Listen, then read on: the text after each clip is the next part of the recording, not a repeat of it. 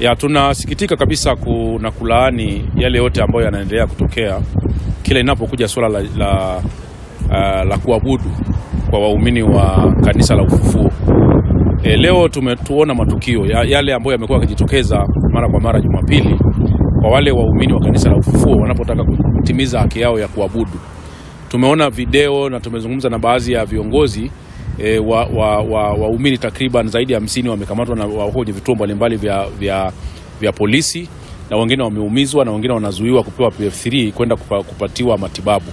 Jambo ambalo linahuzunisha sana kwamba ni kwa nini jeshi la polisi liendelee kuzuia Watanzania wasifanye ibada. Na cha ajabu ni kwamba leo ibada wamefanya katika jengo au kanisa la kanisa la jingine kabisa la KKT. Wamekwenda kufanya ibada kwa sababu kilichozuiwa ni ibada za kanisa au kile ambacho kiko kwenye mgogoro ni ibada za kanisa la Ufufuo. Sasa kama Watanzania wameamua kwenda kufanya ibada kwenye makanisa mengine, kwa nini waingie kwenda kuwasumbua? Taarifa tulizopata ni kwamba takriban waumini 500 walikuwa wanafanya ibada kwenye jengo lingine kabisa la kanisa ya madhehebu ya KKT katika maeneo yale. Lakini polisi waliwazuia, waliwasubiri wamalize ibada zao, wakaanza kuwakamata na kuwaharasa na kuwapiga, wengine wameumia kama tunavyoona. Tunalitaka jeshi la polisi liache kuumiza Watanzania ambao wanatimiza haki zao za kimsingi. Watanzania wana haki ya kuabudu, tusicheze na imani za watu. Tuendelee kusumbua haki za watu maeneo mengine, lakini inapokuja kwenye maeneo ya imani na dini, imani ni kitu kigumu sana na ni hatari sana kucheza nacho. Tunaendelea kushauri watu wa kanisa hili waachiwe waendelee kufanya ibada zao, lakini pia ipatikane suluhu haraka kuhusiana na mgogoro wa kanisa hili. Kwa namna moja au nyingine hakuna sababu yote ya msingi ya kuzuia Watanzania hawa wasifanye ibada zao za kuabudu, kwa sababu hawana pa kwenda. Wale ndio imani yao wameichagua, na kuwazuia ni kwamba ni kutengeneza mazingira ya taharuki, migogoro na taswira mbaya kwa taifa letu. Hakuna sababu ya msingi. Jeshi la polisi limeshaona barua ya wizara, limeshaona na maamuzi mengine ya mahakama. Kwa nini mnaendelea kuwasumbua hawa watu wanapotaka kufanya ibada?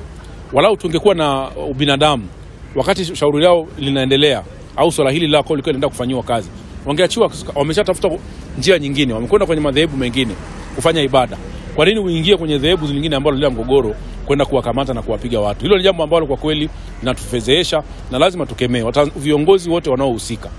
Pamoja na kwamba tunajua huu ni muda wa uchaguzi, watu wako busy na uchaguzi, lakini tusiruhusu haya mambo yakaendelea kutokea katika taifa letu. Na watu wote wanaohusika, Watanzania wote, tujaribu kushauri serikali, kujaribu kusimama na kukemea haya matukio. Leo yameanza na kanisa dogo la Ufufuo. Haya matukio yamekuwa yakiendelea kujitokeza na yanaleta madhara kubwa na chuki. Tuliona viongozi wengine wa taasisi dini zingine miaka ya nyuma wakisumbuliwa. Tuliona Sheikh Ponda akipigwa risasi kule Morogoro. Tuliona mashehe wengine wakiwa wanasumbuliwa na kuwekwa ndani. Kitendo cha kuanza kuwasumbua viongozi wa dini ni kitendo kibaya sana, kwa sababu kinajenga chuki kwa watu wengi sana. Yaani unaweza kuwa unasema unadili na watu 500 au 2000, lakini ukajikuta kwamba unatengeneza chuki na maelfu na malaki ya Watanzania ambao ni waumini wa mrengo huo. Kwa hiyo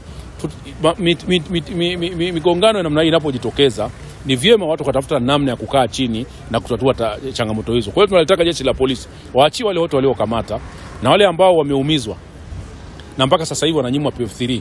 Kwanza hospitali zingine, mkiona kuna mazingira kama hayo, watibuni wale watu kuliko waje wafie kwenye corridors za hospitalini. Kama kuna mtu anavuja damu, ameumia, ni vyema akatibiwa. PF3 ni swala la haki.